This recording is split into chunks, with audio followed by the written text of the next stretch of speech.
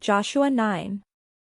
Now when all the kings who were beyond the Jordan in the hill country and in the lowland all along the coast of the great sea toward Lebanon, the Hittites, the Amorites, the Canaanites, the Perizzites, the Hivites, and the Jebusites, heard of this, they gathered together with one accord to fight Joshua and Israel.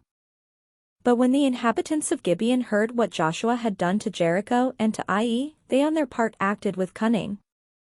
They went and prepared provisions, and took worn-out sacks for their donkeys, and wineskins, worn out and torn and mended, with worn-out, patched sandals on their feet, and worn-out clothes, and all their provisions were dry and moldy.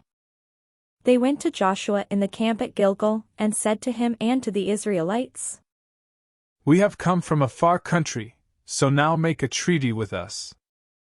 But the Israelites said to the Hivites, "Perhaps you live among us, then how can we make a treaty with you?" They said to Joshua, "We are your servants." And Joshua said to them, "Who are you? And where do you come from?" They said to him, "Your servants have come from a very far country, because of the name of the Lord your God, for we have heard a report of him, of all that he did in Egypt, and of all that he did to the 2 kings of the Amorites who were beyond the Jordan, King Sihon of Heshbon, and King Og of Bashan who lived in Ashtaroth.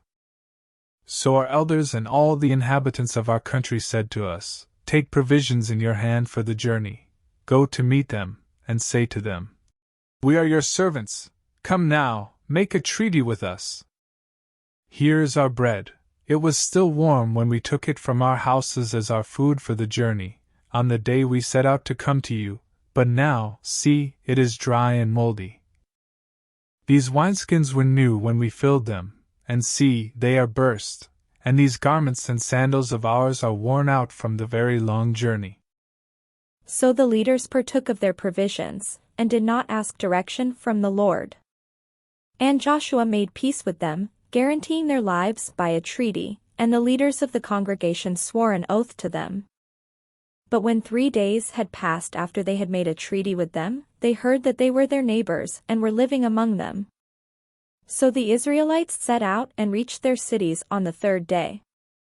Now their cities were Gibeon, Kephirah, Beeroth, and Kiriathaim.